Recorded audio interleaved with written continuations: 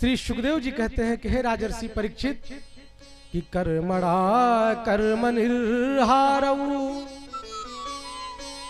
न ह्यात्यन्ति कयिष्यते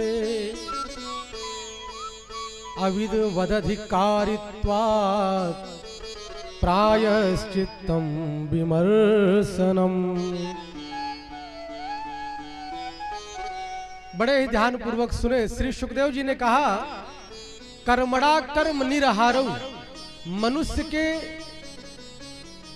जीवन में जो भी कर्म बन जाते हैं, चाहे बुरे कर्म बने चाहे अच्छे कर्म बने, आज का बुरा कर्म कल का दुर्भाग्य बनता है, आज का शुभ कर्म कल का सद्भाग्य बनता है। मनुष्य सोचता है क्या मैं पाप कर रहा हूं, कोई देख रहा है? हाँ, इस सृष्टि का जो नियामक है, जो सृष्टि का रचयिता है, वो देख रहा है।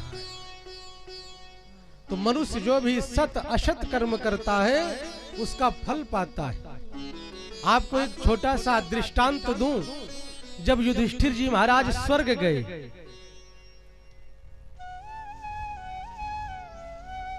तो धर्मराज से पूछा गया कि पहले आप अशुभ कर्म भोगना चाहते हैं या शुभ कर्म? तो युधिष्ठिर ने कहा कि शुभ कर्म तो बहुत ज्यादा है, अशुभ कर्म क्या है मुझे नहीं विदित है।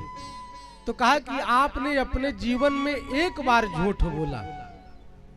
तो युधिष्ठिर जी ने कहा कि मैं भगवान श्री कृष्ण के कहने से बोला था, अश्वत्थामा हतः नरो वा कुंजरो वा। जब द्रोणाचार्य को मारना हुआ तो भगवान कृष्ण प्रकट हो गए। कहा कि धर्मराज युधिष्ठिर, मैंने तुमसे केवल यही झूठ बोलने के लिए कहा था, अश्वत्थामा हतः नरो वा कुंजरो वा, आपने अपने तरफ से जोड़ दिया।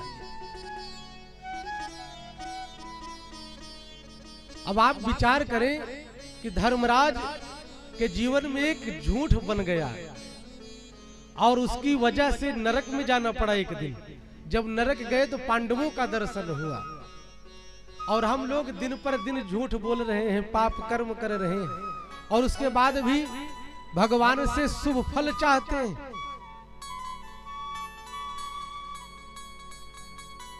और यहां तक कहते हैं मनुष्य के द्वारा जो भी पाप बन जाता है उसको बिना भोगे यहां से जा नहीं सकते, भोगना पड़ता है। राजर्षि परीक्षित ने कहा कि गुरुदेव, मान लो पाप कर्म बन ही गया, तो पाप का प्रायश्चित क्या है जिसके करने से सारे अपराध क्षम्य हो जाए? कहा कि वो भगवान की प्रपत्ति है, शरणागति। केवल हम भगवान की शरण में चले जाएं तो भगवान कहते हैं कि भक्त मेरे जहां पग धरे वहां धरूं मैं हाथ।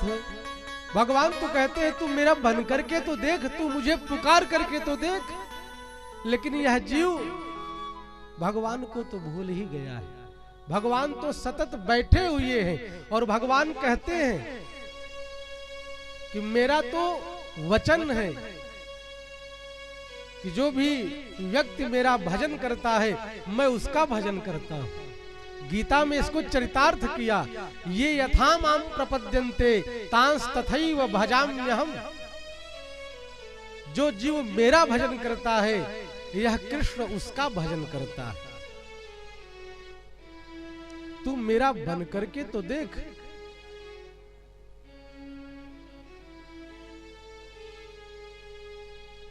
बोल भक्तवत्सल भगवान की जय हो। कहा कि मनुष्य से चाहे जितना पाप हो जाए केवल भगवान की शरणागति को स्वीकार कर लो। भगवान कहते हैं चाहे आपके द्वारा करोड़ों ब्रह्म हत्या हो जाए,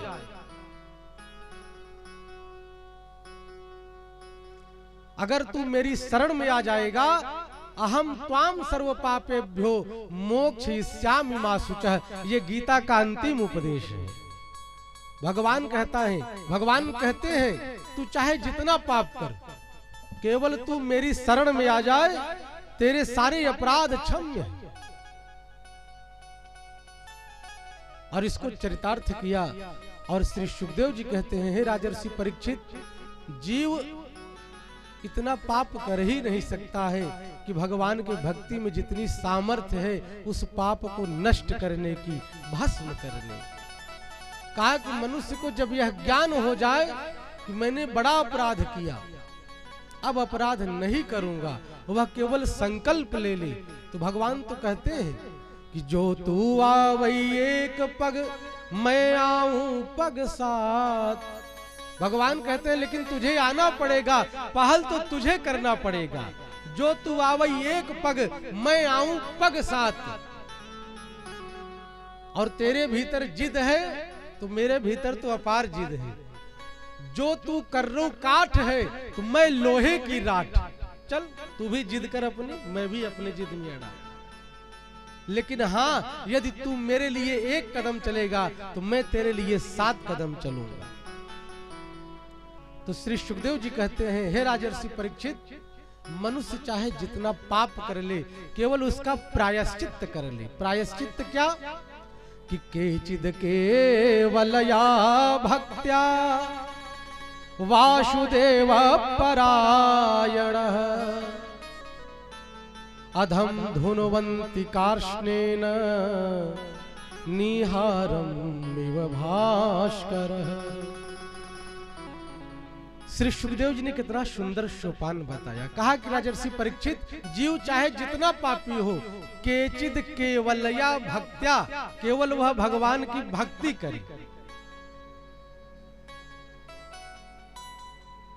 भक्ति के पहले चाहे जितना भी पाप किया हो, लेकिन जब सद्ज्ञान हुआ और वहीं से भगवान की भक्ति करना प्रारंभ कर दिया, वासुदेव परायण, भगवान वासुदेव के परायण होकर के शरणागति को स्वीकार करके वह भक्ति करने लगता है, तो कहते हैं अधम धुनवंती, जैसे रुई की धुनाई करता है उसी प्रकार भगवान उसके पाप की धुनाई करके, बुनाई करके उसको परम शुद्ध कर देते हैं।